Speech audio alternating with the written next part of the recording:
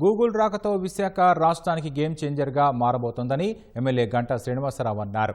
రాష్ట్రంలో పెట్టుబడులు పెట్టేందుకు పోటీ నెలకొందని, బ్రాండ్ ఇమేజ్, నిబద్ధత కలిగిన నాయకత్వం ఉన్నందునే ఇది సాధ్యమైందని వివరించారు. తిరుమలలో వీఐపీ ప్రారంభ విరామ దర్శన సమయంలో సినీ నటుడు శ్రీకాంత్, నిర్మాత అశోక్ కుమార్తో కలిసి గంటా శ్రీనివాసరావు శ్రీవారి సేవలో పాల్గొన్నారు. టీటీడీ అధికారులు వారికి స్వాగతం పలికి దర్శన ఏర్పాట్లు చేశారు. అనంతరం ఆలయంలోకి వెళ్లిన ప్రముఖులు స్వామివారిని దర్శించుకొని మొక్కులు చెల్లించారు. దర్శన అనంతరం రంగనాయకుల మండపంలో పండితులు ఆశీర్వచనం చేసి స్వామివారి తీర్థ ప్రసాదాలను అందజేశారు.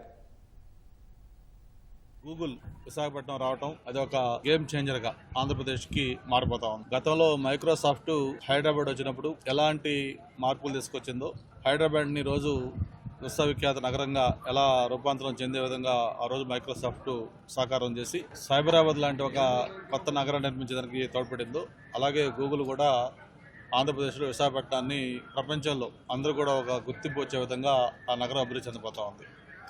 గూగుల్ రావడం తర్వాత రిలయన్స్ కానీ, మెటా కానీ, సిఫీ కానీ, లేకపోతే టీసీఎస్ కానీ, యాక్సెంచరు, కాగ్నిజెంటు, రహేజా, ఇట్లా ఈ నేమ్ ఎనీ కంపెనీ మొత్తం ఈరోజు ఆంధ్రప్రదేశ్ వైపు, దట్టు విశాఖ వైపు చూస్తూ ఉన్నాయి. ఇదంతా కూడా ప్రధాన కారణం ఏంటంటే ఒక బ్రాండ్ ఇమేజ్, ఒక నిబద్ధత, ఒక లీడర్షిప్ ఉన్న నాయకత్వం రాష్ట్రంలో ఉండటం, ఒక స్పీడ్ ఆఫ్ డూయింగ్ బిజినెస్ వల్ల ఇవన్నీ కూడా సాధ్యమైంది.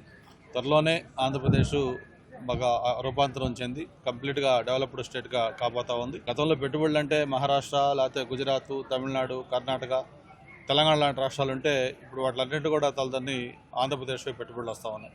ఇది మంచి పరిణామం. ఆ స్వామివారి ఆశీస్సులు మన రాష్ట్రం పైన ఉండాలి. మన ప్రజలందరూ కూడా, ప్రత్యేకించి రైతాంగం అందరూ కూడా సుఖ సంతోషాలు సౌకర్యంగా ఉండాలని మనస్ఫూర్తిగా ఆ స్వామివారిని కోరుకుంటా ఉన్నాం. దర్శనం చాలా బాగా జరిగింది. యాక్చువల్గా కింద ఒక ఫంక్షన్ గురించి వచ్చాం, అలాగే స్వామివారిని దర్శనం చేసుకోవడం చాలా సంతోషంగా ఉంది. అలాగే గంటా శ్రీనివాసరావు గారితో కలిసి మేము రావడం, అలాగే భగవంతుని అందరూ బాగుండాలి అని మనస్ఫూర్తిగా కోరుకున్నాం.